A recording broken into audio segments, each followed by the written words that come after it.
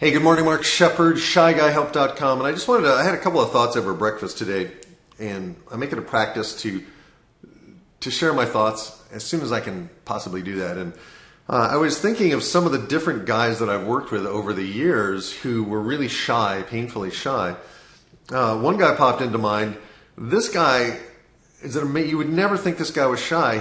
He kind of came from a tough background in Brooklyn, New York, and he at one point in his life hung out with some unsavory characters. So he's tough. He's a tough guy, right?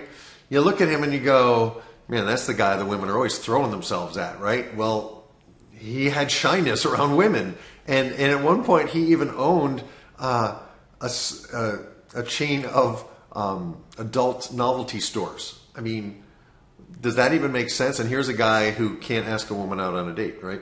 So sometimes it's a little strange. If you look around, you might see other men like yourself who seem to be successful, but this one area of their life is just, they're a mess because they were traumatized early on. And then I mentioned this the other day in a video. There was a guy, he never ended up working with me, but he wrote to me, and he basically said that, he was so shy. I think he was a virgin till he was 30, and the only thing that changed his situation was a woman basically kind of pursued him and took him under her wing and kind of dominated him. And this is a guy who can't even look at women.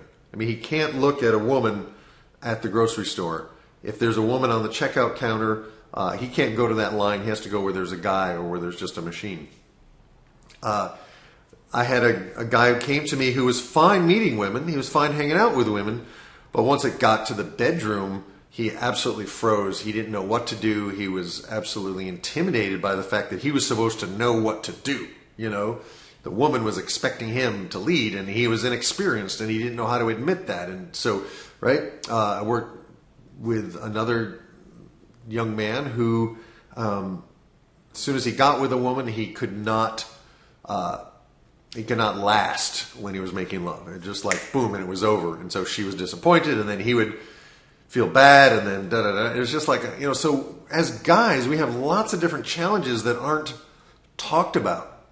I worked once with a medical doctor, an MD, who could not use a public restroom. He was what we call pee shy. And this is something we don't talk about as guys. We have just as much sensitivity in our neurological system as women do, but we're not socially trained to be able to talk about stuff. We're not socially trained or socially sanctioned to have feelings. We're supposed to be tough. We're supposed to be, we're supposed to be the rock against which the ocean of a woman washes, and we're supposed to stand firm. But what if no one taught you how to do that? What if a lot of us have been raised by women in a culture that gives a lot of mixed messages. Women want a strong man, but they want to be independent. Women want a strong man, but they don't want to be dominated. Women want a man to take the lead, but if you don't do it quite right, if you're not strong enough at it or confident enough, they'll just like cut your legs out from underneath you, and you're done. So there's so much writing on this that a lot of us, particularly guys who actually have feelings, who are sensitive, who have a highly sensitive neurology, who are maybe artistic or creative or have other things going for them other than, being, football players or engineers or whatever we're supposed to be as men. What do we do? All right? And that's where I come in. This is a minefield, guys, and to be able to kind of navigate your way through it, sometimes you need a coach. Sometimes you need to know one thing, and this is the most important thing that I hope you'll take away from this today. You are not alone.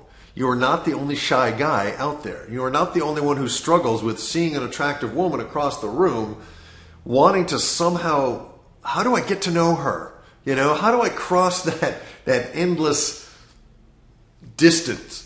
That endless distance between me and her, and break the ice and get to know her. And the reality is, she's not going to do it for you. You're going to have to do that. And that is a beautiful thing, because in learning how to do that and learning how to be comfortable and learning how to be non-attached to her reaction and learning how to be comfortable in every situation, learning how to create a life that you love so much that it literally attracts women like a magnet, you can turn the tables. It's not an instant fix. I wish it was. I know you want to hear that. Oh, I have this little pill. You use this and you'll be fine. I wish I could sell you this one NLP technique. Do this and you'll have women just coming on to you. That's what they're trying to sell us, and the reason people try to sell that to you is because that's what you want. But the reality is there's something way better, because when you handle this thing with women, it affects every part of your life, and you will find your success in every area of your life just literally expanding and skyrocketing once you work on this area. But it's got to start here. So ShyGuyHelp.com. I hope that's helpful. You're not alone. You are not alone. This is something you can change.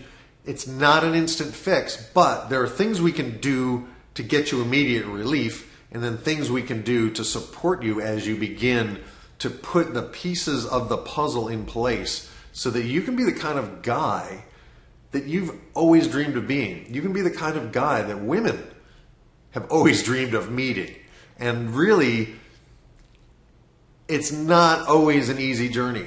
I mean, I'm still working on it, and I will till the day I die, I'm sure. My 86-year-old dad's still working on it, and he's like got 20-year-old women all around him coming over to play Scrabble with him. And, it's like you are always working and improving on making yourself better as a man. And that's the good news, because that's what we're supposed to be doing. And that's why older men are so appealing to younger women. Because we're working on ourselves, we're improving, we're getting some depth, we're getting some character, we're getting experience.